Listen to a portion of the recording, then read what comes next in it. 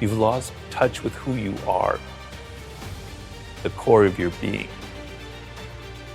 You're on social media too much. You're listening to what other people are telling you. You got to listen to yourself. You got to cut all that shit out. You have to look at the things that you love and the things that you hate. So what you don't like is very instructive to you, right? You're looking at things that are very powerful inside of you, that are emotional. They're not intellectual. They're feelings, they're emotions. They're visceral things that you connect to. I've always followed the laws of power, which is change things up, enter action with boldness, don't be afraid to do things differently, adapt your strategy to the circumstance. It's never too late. The earlier you figure it out, the better off you are, but it can happen later in life. Now, I figured out at an early age that I wanted to write. I didn't know what I wanted to write, but I loved words and I loved writing. And if I didn't have that connection when I was 8 years old, all the way into high school and college, I would have been a lost soul. And I empathize with a lot of people who don't have that feeling when they're 8 or 18 or in their 20s. But I've tried to tell people everybody has it. You're just not listening to yourself. You've lost touch with who you are. There are 5 forms of intelligence. We normally associate intelligence with intellectuals, with Noam Chomsky, with Albert Einstein. No, intelligence comes in all forms. Working with your hands is a form of intelligence. A carpenter has a high form of intelligence. People who are sports, who athletically use their body, that's another form of intelligence. There's music, there's math, there's language. You have one of these frames of mind. By the way your brain is wired, you are inclined towards one of them. Figure that out. You've got to be a bit bold. You have to embrace what makes you different. It takes time. To do anything in life takes time and hours, patience, and work. So I like to tell people to go back to their earliest childhood memories of things that really excited them before they got mixed up with parents, teachers, and all that. Other people telling them stuff, you know? You gotta cut all that shit out.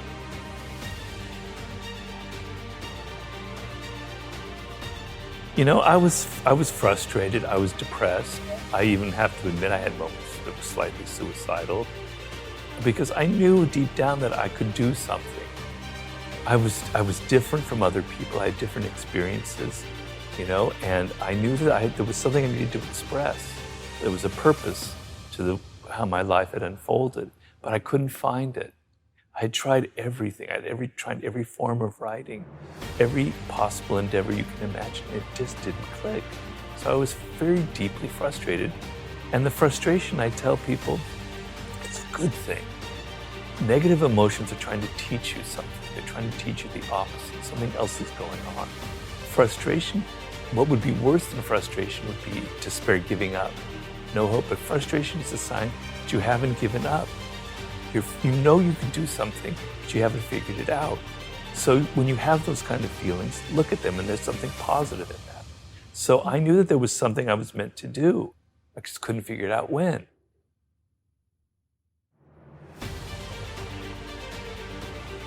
It's easy for me, a boomer, I have to admit that, to preach to you when you have gone through you've gone through a pandemic, what looks like to be a recession, and then if you're a millennial, you went through the crash in '08. It's easy for me to preach. You're dealing with really difficult circumstances.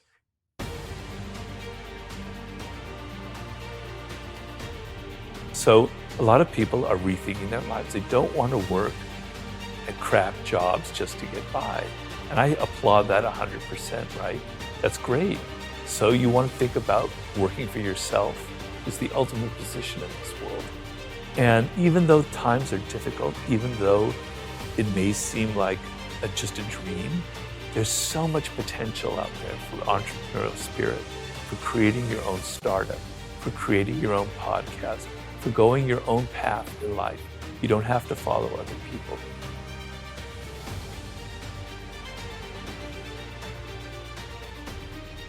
It's not like it was when I was growing up.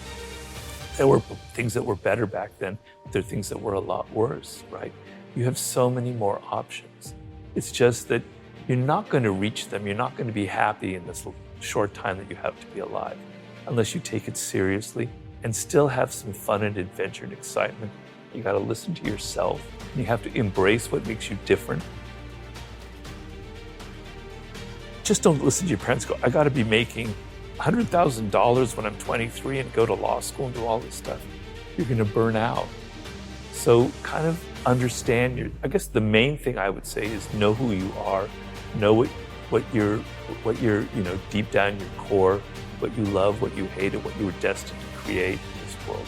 That's like the most important process to go through. Everybody has that potential.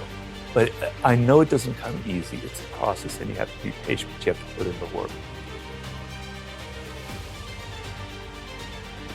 But another skill that you cannot ignore is the social. We're social animals. And there are a lot of people in life who ignore that because they're shy. And I was very shy as a young man. I was mostly quite introverted as well.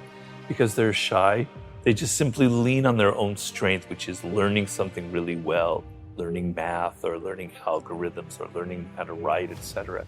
And they ignore the social because they're afraid of it. But you cannot get ahead in this world as a social animal, dependent on other people in every aspect of life, unless you treat that as another skill as well. So yes, the process of looking inward is absolutely essential, but you cannot disconnect yourself from your teachers, your mentors, your colleagues. You could have all the skill in the world and know your life's task brilliantly, but if you continually alienate people by your boorish behavior, by your insensitivity, all of the skill level in the world will be completely neutralized by your own mistakes.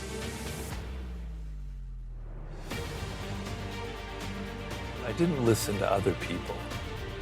At so many turning points in my life, I could have been discouraged. People could have said, I had somebody say, Robert, you're never going to be a good writer in life. You need to go to business school, etc. My parents tried to funnel me this way or that way. I was stubborn and I was rebellious and I did my own thing. And because of that, I have kind of a different voice from other people, right? And when I look at books out there, I'm searching for that voice of somebody who's different, who has something different to say, who speaks in a different tone of voice, that has their blood and their personality in their writing. And I don't find it often, but when I do, it's a great thing. And so, to me, success in life is kind of being who you are. There's a famous expression of the great ancient Greek poet Pindar about become who you are. It's a process of becoming who you actually are and realizing what it is. So we talked about my weirdness earlier on, and following that has allowed me to craft my own message, which is basically about opening your eyes up to the reality of the world and to what people are like. But I'm not able to do that unless I had ignored what other people tried to foist on me earlier on in life. It's never too late.